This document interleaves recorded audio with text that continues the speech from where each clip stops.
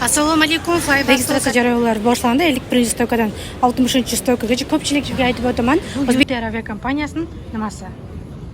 Keyin shunga kirib ketyapti. Ko'rtirganlar bu yerda Yutar aviakompaniyasi dokument olganlarimiz qayerdan kirishdi ham sizlarga batafsil ko'rsatib o'taman. Ko'pchiligi dokumentimiz yo'q yoki dokumentimiz yo'q. Assalomu alaykum. Flyvastok aviakasi kuzatuvchi, qadrli obunachilar, aziz xaridorlar, do'stlar, sog'misizlar, salomatmisizlar? Hammaga yaxshi kayfiyat. Ko'rib turganinglardek, men aeroport Vnukovaman, do'stlar.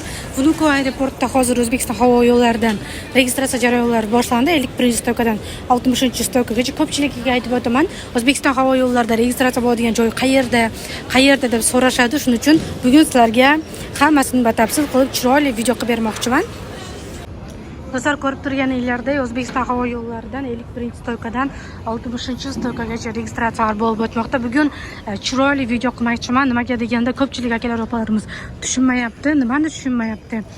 Aeroportga, Vnukovo aeroportiga bilet oladi. Dokument yo'q, aeroport Vnukovo tinch deb qimmat bo'lsa ham Vnukovo aeroportiga biletlarni xarid qilishyapti ko'pchilik menga shunaqa deb yozishyapti.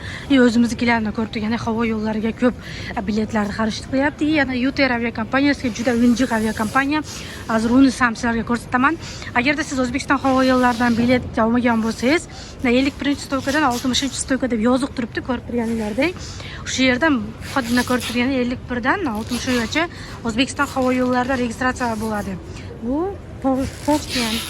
Bu yoqda ko'rib turganinglarda Urganch, Buxoro. Bu yerda lift ko'rib turganinglarda liftdan ikkinchi etajga chiqsanglar, -1 dan metro tarafdan keladigan bo'lsanglar, -1 dan ikkinchi etajga chiqsanglar, prямо registratsiya bo'ladigan joygacha chiqasizlar, do'stlar.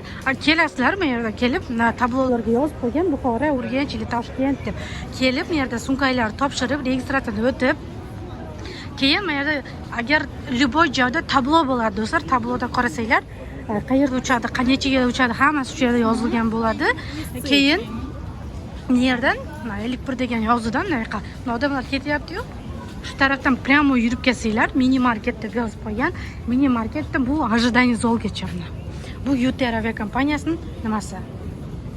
Do'stlar, ko'rib turganinglarda Yutar aviakompaniyasining ruchnoy klati shunaqa bo'ladi. Bu 5 kiloligi.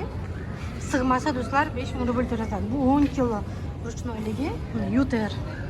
Yutar aviakompaniyasining ruchnoy klati. Keyin mini marketdan to'g'ri kelgandan keyin shu yerdan prямо yurib kelasizlar, prямо yurib kelganinglarda, do'stlar, 18:31 deb yozuv chiqadi. 18:31 dan zelyoniy koridorga kirib ketasizlar. 18:31 zelyoniy koridor, hamma registratsiyadan o'tkazib, o'tib, keyin shu yoqqa kirib ketyapti. Ko'rib turganlar